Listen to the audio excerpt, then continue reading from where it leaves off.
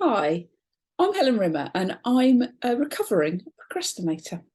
And I wanted to come along and give you a little presentation on why procrastination is bad for us. And I'll talk a bit about that now. And then we'll go into some tips and the causes of procrastination. So today, I want to shed light on the often overlooked negative impacts that procrastination can have on our lives.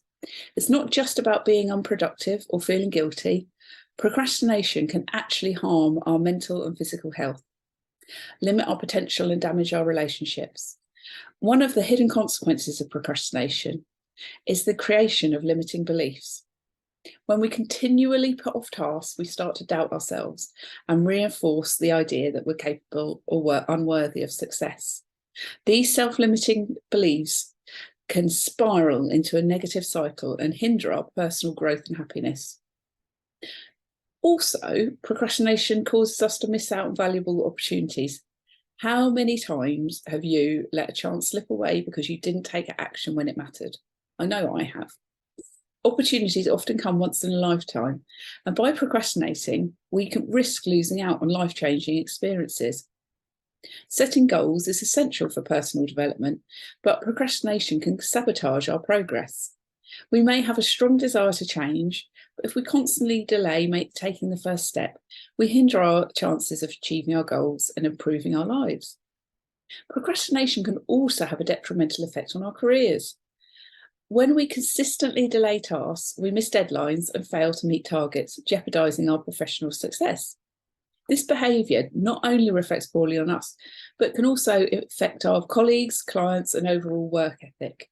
I'm sure we have all been on the end of a procrastinating manager who forgets to send things to us until the last minute, and then that causes us stress. Well, also, I'm sure we have sometimes been the procrastinating colleague, and we need to be really mindful of the impact our procrastination has on others. Also, procrastination can erode self-esteem. The more we put things off, the more we doubt our abilities, leading to a vicious circle of low self-esteem and self-sabotage. It's crucial to address this issue and focus on building our confidence instead of forcing ourselves into tasks we're not ready for. Another consequence of procrastination is poor decision making.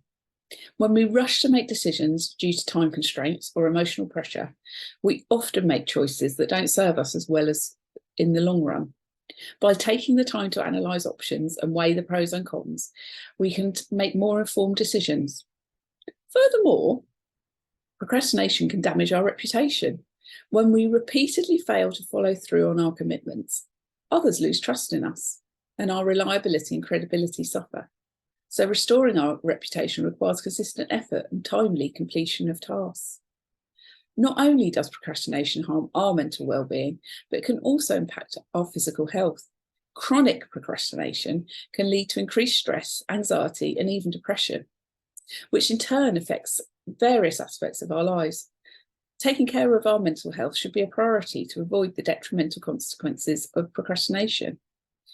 And additionally, neglecting our physical health is a common consequence of procrastination. Putting off exercise, sleep, or regular checkups can have severe long-term effects on our overall well-being. Remember, our goals and aspirations mean little if we don't have good health to enjoy them. So time is a precious resource, and procrastination wastes it.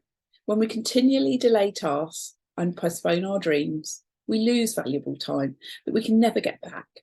Regret and frustration set in when we realise that years have gone by without progress. Don't let procrastination steal your time and leave you with a sense of helplessness. Lastly, procrastination can have a significant impact on our relationships. Constantly cancelling plans, failing to follow through on our promises, and causing disappointment can strain our connections with others. The damage inflicted on relationships by procrastination can be irreparable, leading to broken trust and lost connections. So, my dear, kind, brave leaders, it's clear that procrastination goes beyond a simple habit. It can have far-reaching consequences on our lives, mental and physical health, relationships, and overall happiness. It's time to break free from the grasp of procrastination and take control of our actions. So in the upcoming video, I'll be sharing some practical tips and strategies to overcome procrastination and boost our productivity and well-being. Stay tuned and let's embark on this journey together to reclaim our time and unlock our full potential. Remember, the power to change lies within us. So let's get going on unlocking productivity and transforming our procrastination into some action. So I'm going to share some tips and strategies now. All of these have really helped me become an almost recovered procrastinator, and I really hope they help you. So the first one I'm going to share here is choosing your focus. This is really the key to beating procrastination. If you focus, then you can really work out what it is that you need to do. And we often give ourselves too many things to do and become overwhelmed. So start by choosing just one thing that you've been procrastinating over, and then make a commitment to complete that task in the next week. It might be something you really want to do, you've been putting off because you feel guilty about the things you don't want to do, or it might be something you really don't want to do and you've been putting off because you've been trying to do things you really do want to do. And this may seem obvious, but top tip, start this today. So once you've narrowed it down to one task, take immediate action today. If it feels daunting or you don't think you've enough time to complete the task, then the next tip will really help you. And this is the 5-minute miracle. So I learnt this maybe a year or two ago, and it's been definitely one of the best techniques for people who struggle with procrastination, and for me. The 5-minute miracle involves asking yourself, what action can I take in less than 5 minutes today that moves this forward even the tiniest bit? And once you've identified a small action, set a timer for 5 minutes and spend 5 minutes working on that task. That's it. Start it. And that's because research shows that once you start something, you're much more likely to finish it.